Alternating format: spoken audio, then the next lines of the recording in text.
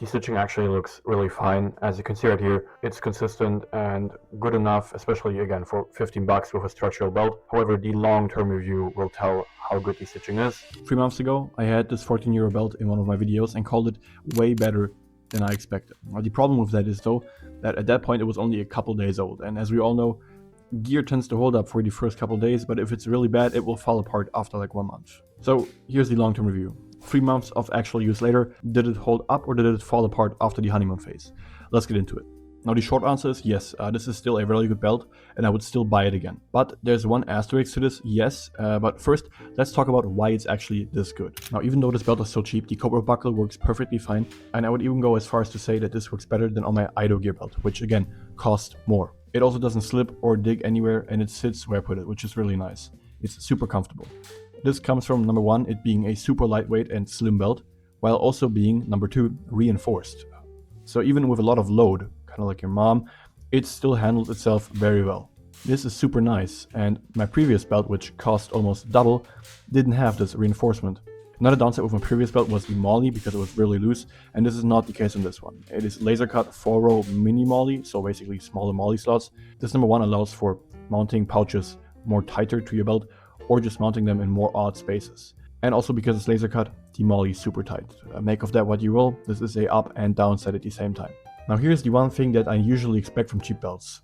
The inner belt isn't that great, but for this one, that's not the case. While most belts in this price category have cheap, stiff and uncomfortable inner belts. However, here we have a super soft and genuinely comfortable inner belt. And the combo of slim and flexible inner belt and stiff and reinforced outer belt that is also slim makes this a pretty good belt system for airsoft.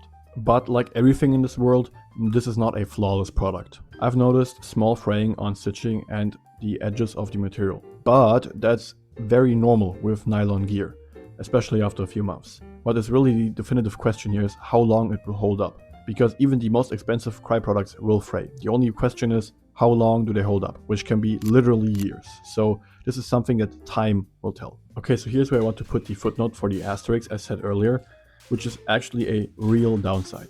The multicam isn't real multicam, it's a lookalike print. Now, to be honest, at a distance, or if you just don't pay that much attention or you just spam pouches over it, which is kind of what I did, it's really not noticeable. But if you look for it, you will definitely see. It's not the licensed pattern. Do I care, especially for airsoft? Hell no, not for 14 bucks. But if that is something important to you, this is not the right belt for you. However, if you run solid colors, or like me, you don't really care, this is something that can be easily overlooked. Now, before all the cry or die fuckers spam into my comments again, let's quickly establish the area of operations here. Holy LARP. This is a belt for airsoft or maybe flat range shooting. I do not trust the material or stitching for actual warfare or, law enforcement duty. But again, that's not what this belt or this channel was built around. For airsoft or flat range LARPing, this is more than fine. So who is this actually for? Well, airsofters. It doesn't matter if you're a beginner grabbing a first belt, or maybe you're a more experienced airsoft player and you just want a good budget belt, maybe in a different color for a different LARP kit you have. Maybe if you want to do like full green or something.